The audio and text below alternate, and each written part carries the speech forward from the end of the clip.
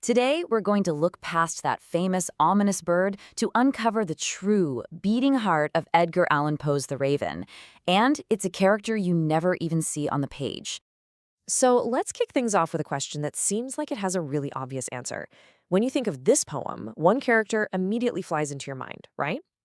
But the real answer, as we're about to find out, is so much more haunting. Of course, almost everyone would point to this guy, the dark, mysterious bird that gives the poem its name and croaks that single, soul-crushing word.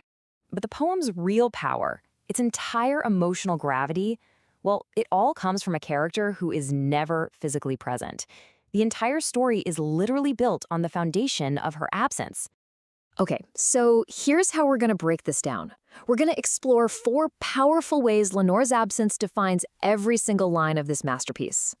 First up, we have to understand that before the winter of his grief set in, the narrator's world was this: golden garden. And Lenore wasn't just in it, she was the light. You see, she represents what scholars call the lost ideal. Think of it as that sense of perfection, beauty, and innocence that life seems to promise us but can never really hold on to. For our narrator, she was everything, the ultimate goal of the human spirit, something we all strive for but that time eventually takes away. And this quote right here, it just perfectly frames the scale of what he lost.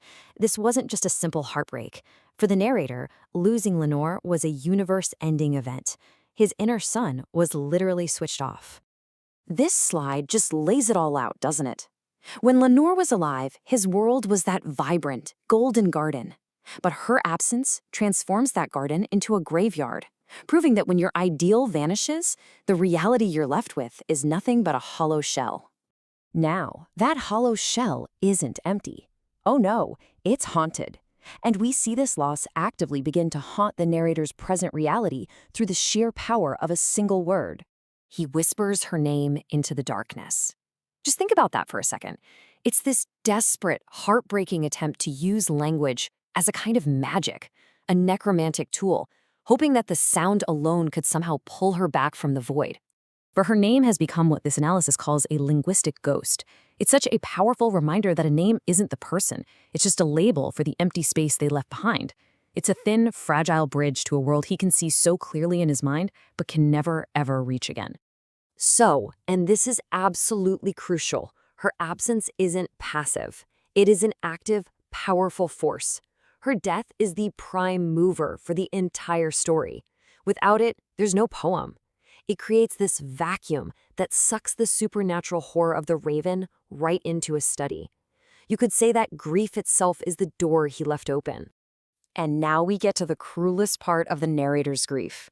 This is where we see how his own memory becomes this double-edged sword, offering him both the comfort of hope and the absolute agony of torture. At first, you see the narrator is clinging to this idea of a divine promise. He is desperately searching for a reason to believe in an eternal reunion, that he'll get to see his sainted maiden again in some faraway Eden. So what does he do? He asks the bird this ultimate question, just seeking any kind of validation for this one last hope. And the raven's single, relentless answer, nevermore, takes that beautiful hope and twists it into an instrument of pure psychological torture. You know, this leads us to a really fascinating and kind of cruel scholarly idea. Lenore is a perfect fit for the archetype of the dead muse. In the Gothic tradition, this is the tragic figure whose loss is the necessary fuel for artistic creation. That rare and radiant spark has to be put out for the poem to even begin. So it's this dark paradox, right? For this hauntingly perfect work of art to exist, for this mournful and never-ending remembrance to be written down, the beloved herself had to be sacrificed. The art literally grows from the soil of his loss. All right, in our final section, let's bring it all home. Let's see how all these ideas, the lost ideal, that haunting name, and the cruelty of memory, all come together for one devastating conclusion. Ultimately, what Lenore comes to represent is the tragedy of memory. And that's this incredibly painful state where the very brightness and beauty of a past joy becomes the source of your present, unbearable darkness. And this slide just captures the binary of his life perfectly. The more radiant she was, the more golden his past was, the darker and more ghastly his present becomes, in contrast. His entire existence is now defined by the beauty that was and the despair that is, with absolutely no bridge between them. Think about it like this. Lenore was the star he navigated his life by.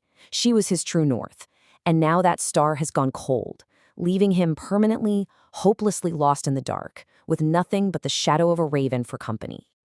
And in the end, that's Lenore's true power. She is the lost kingdom that can never be reclaimed, the unreachable light. And she proves that sometimes the most powerful, all-consuming force in a story is the character who isn't there at all.